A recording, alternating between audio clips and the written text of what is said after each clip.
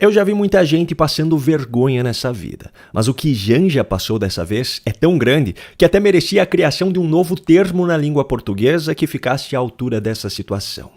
Bom, desde o início da atual gestão petista, a primeira-dama tem se colocado no centro de muitas polêmicas. Ela sempre quis atuar ativamente dentro do governo, fez questão de ter um gabinete, de controlar quem falaria ou não falaria com o presidente, ao ponto dos próprios integrantes do governo reclamarem dela para a imprensa e afirmarem que chegavam a aproveitar viagens dela para discutir alguns assuntos específicos livremente com Lula.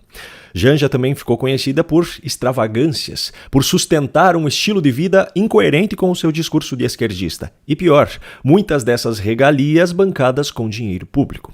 Logo quando Lula tomou posse, em janeiro de 2023, ela chamou Natuza Neri, da Globo, para gravar uma reportagem dentro do Palácio da Alvorada, fazendo uma série de acusações sobre sumiço de imóveis e obras de arte, entre outras coisas. Com base nessa narrativa, ela e Lula abriram os cofres públicos para comprar móveis luxuosos para essa suposta reposição, como sofá de mais de 60 mil reais, cama de mais de 40 mil, entre outras coisas. Meses depois, acabou sendo descoberto que as acusações de sumiço eram falsas, pois os itens supostamente roubados estavam guardados em depósitos da presidência, tanto que isso gerou um pedido de indenização do ex-casal presidencial, só que apesar das acusações terem sido feitas por Lula e Janja, a conta acaba caindo nas mãos do povo brasileiro. A primeira-dama também foi muito criticada pela ausência de transparência em relação à sua agenda e seus gastos de dinheiro público. A pressão foi tanta que o próprio governo precisou tomar algumas medidas para dar ares de legalidade à atuação dela no Planalto e precisou tornar pública a agenda dela a partir de certo momento.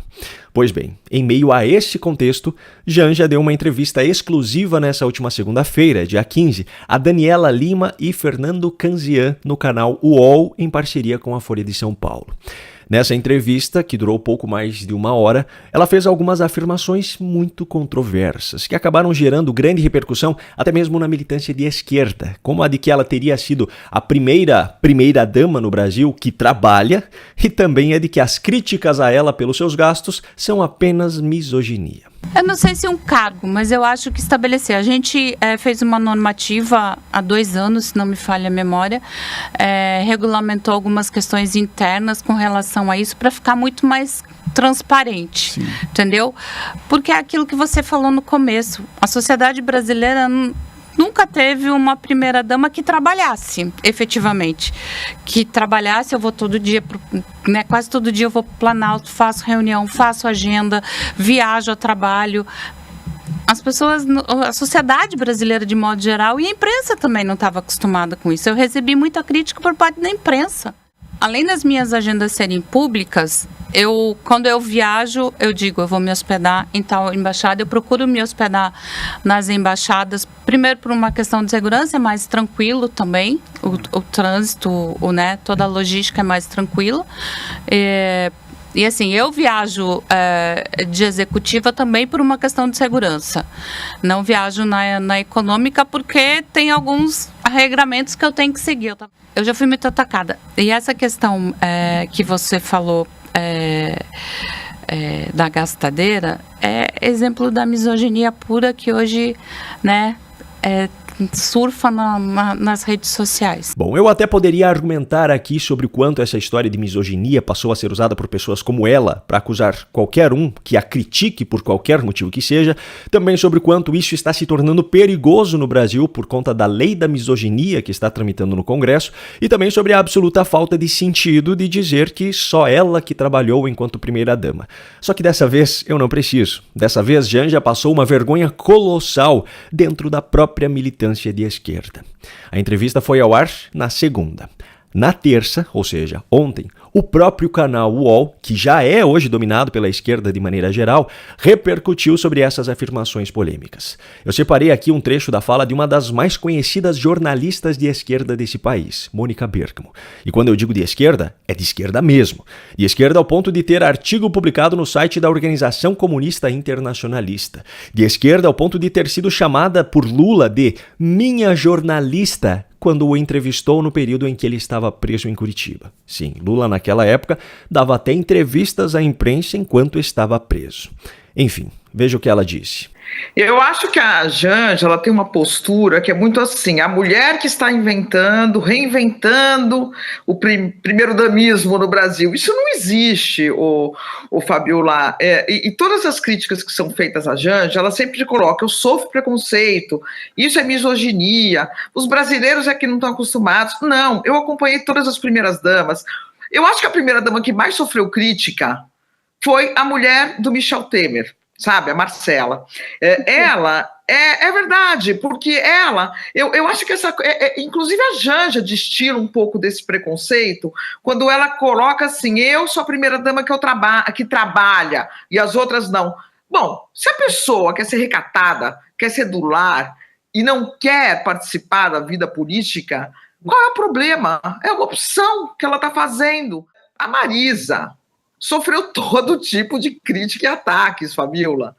Todo tipo, né? A Michelle é super criticada também, sendo que a Michelle é super protagonista e tem, inclusive, maior autonomia em relação ao Bolsonaro do que a Janja tem em relação ao Lula do ponto de vista político, né? A Michelle tem a turma dela, entre aspas, tem um grupo político que é dela, não é do marido, tem uma liderança evangélica, tem uma liderança no meio evangélico que é dela, né? Ela agregou isso ao Bolsonaro, ajudou a agregar isso ao Bolsonaro.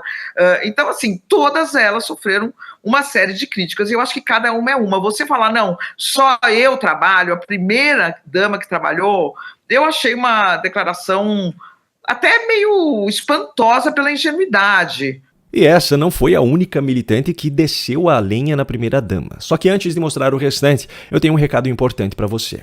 Você que sofre com queda capilar, alopecia e afinamento dos fios, ou se você percebe fios no travesseiro, no ralo, ou sente que o cabelo já não tem o mesmo volume de antes, chegou a hora de conhecer o tônico Hair Liu. O tônico Hair Liu foi desenvolvido para complementar os cuidados diários dos fios e do couro cabeludo. E para uma rotina ainda mais completa, ele acompanha uma moderna escova a laser, prática e fácil de usar no dia a dia. Mas atenção! As 50 primeiras pessoas que ligarem agora poderão aproveitar uma condição especial com até 50% de desconto e um brinde exclusivo. É simples, rápido e você pode comprar sem sair de casa. Mas corra, porque essa condição é por tempo limitado. Ligue agora para 0800 000 4458 e saiba mais sobre o tônico Hair Liu. 0800 000 4458. Liu Technology, trazendo leveza para a sua vida. Você sabe que eu só indico produtos que eu conheço a procedência e confio, não é mesmo? Pois bem, hoje em dia só fica careca quem quer. E a fama não tem sido muito boa no Brasil, por sinal. Já existe tecnologia capaz de reduzir a queda, fortalecer os fios e estimular o crescimento do cabelo sem precisar de implante. E eu não estou falando de um produto milagroso, estou falando de ciência, estou falando do Hair Liu, uma linha completa de tônicos, cápsulas e shampoos. As cápsulas fortalecem o cabelo de dentro para fora, o tônico age direto na raiz e o grande diferencial é a escova massageadora a laser para acelerar a regeneração capilar. Mas atenção, você só compra o Hair Liu pelo telefone 0800 000 4458, número que também está no comentário fixado. Ou, se preferir, fale direto pelo WhatsApp, apontando a câmera do celular para esse QR Code que está aparecendo na tela. E para garantir um desconto especial no kit completo, basta avisar que veio por este canal. Bom, como eu falei anteriormente, Mônica Bergamo não foi a única esquerdista a criticar fortemente a fala de Janja. Quem também desceu a lenha foi Leonardo Sakamoto. E no caso dele, não se trata apenas de um militante das pautas de esquerda, mas alguém que é tão puxa-saco de Lula que o resto dessa frase é melhor não dizer em um canal de família como esse. Janja erra ao trazer essa fala? Quer dizer, há um desconhecimento dela histórico? Erra feio, né, nesse sentido, né? Eu acho que no intuito, inclusive, ela acabou parafraseando o bordão do marido, né, nunca antes na história deste país, e aí usando o bordão do marido, de certa forma, para analisar a própria situação, e ela acabou sendo injusta com as primeiras damas. Mas mesmo que, se você for falar das pessoas que trabalharam politicamente, a Michelle era um trator político durante o governo do marido, entre outras pessoas também, ou seja, há uma injustiça em cima disso. Agora, há uma segunda camada de injustiça que eu analiso, que é o seguinte: é injusto, inclusive, usar o termo trabalhar para quem não desenvolve trabalho fora do ambiente doméstico. E aí acho que dados interessantes da própria Organização Internacional do Trabalho ou do IBGE que mostram que as mulheres trabalham mais do que os homens durante a semana. Por quê? Porque somando o tempo de trabalho externo e interno, isso é muita coisa. Mesmo para muitas mulheres que têm um trabalho doméstico não no sentido externo, mas na própria residência, este é sim um trabalho. Não é um serviço relacionado a gênero, não é um serviço atrelado a um gênero, é um trabalho não remunerado. Pois é, até mesmo a esquerda já não aguenta mais Janja. Só que no que depender de Lula e de suas estratégias escusas, ela será a primeira-dama por mais 4 anos e é capaz até de ser a candidata à presidência em 2030.